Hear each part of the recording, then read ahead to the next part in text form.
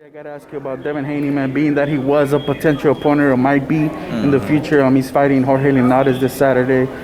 A big jump up in competition, so it seems. What do you expect from the young Devin Haney? I don't even pay Devin Haney no mind no more. I don't care what Devin Haney does. I don't care what Devin Haney does. I don't know. It don't matter to me.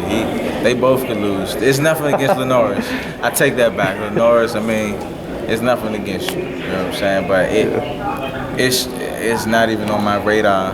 I'm focused on my younger brother. That was somebody that I was trying to compete against. Yeah. And it was a whole back and forth circus act on social media and that. I'm not even in all that. I was trying to call your father to make the fight before the pandemic even happened.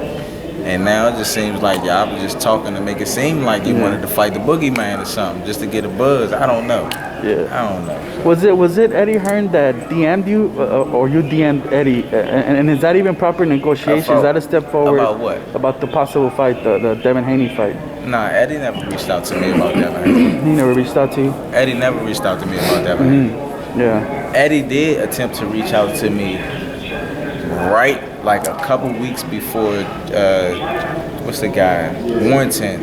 Josh Warrington. Fought Jorge Lara, the Mexican guy, yeah. He fought me like, he reached out to me, I want to say about a month before that, to see would I be willing to take the fight on short notice or something like that.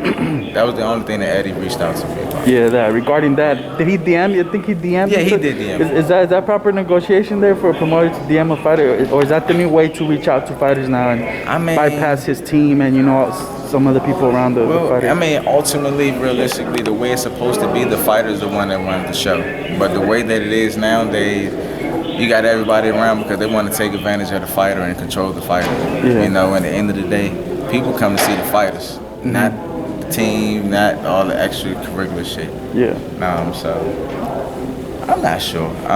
It was cool with me. If the numbers was right, then it would have been a good way of negotiations on my end. It would have been perfectly fine with me. He didn't say anything derogatory or out the way or anything like that.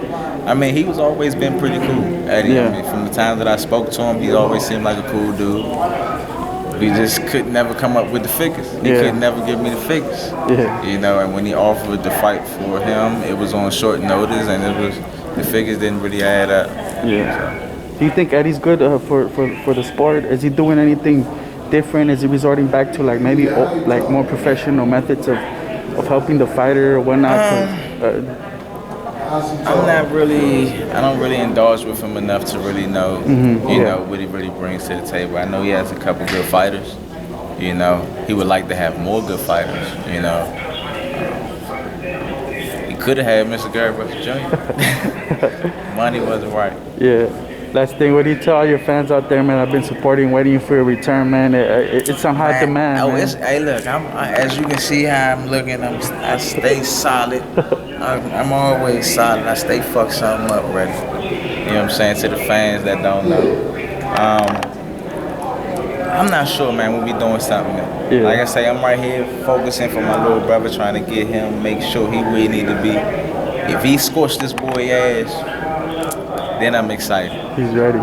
Then I'm excited, because if he beat this guy that a lot of people think beat Adrian Broner, Adrian Broner might be on the chopping block after him. That's just how we going, man. And since Gervonta moved up to 140, acting like you don't want to fight me, you're going to have to deal with my bloodline one way or another. Since you at 140, my little brother there, he fucking around probably be calling your name in a minute.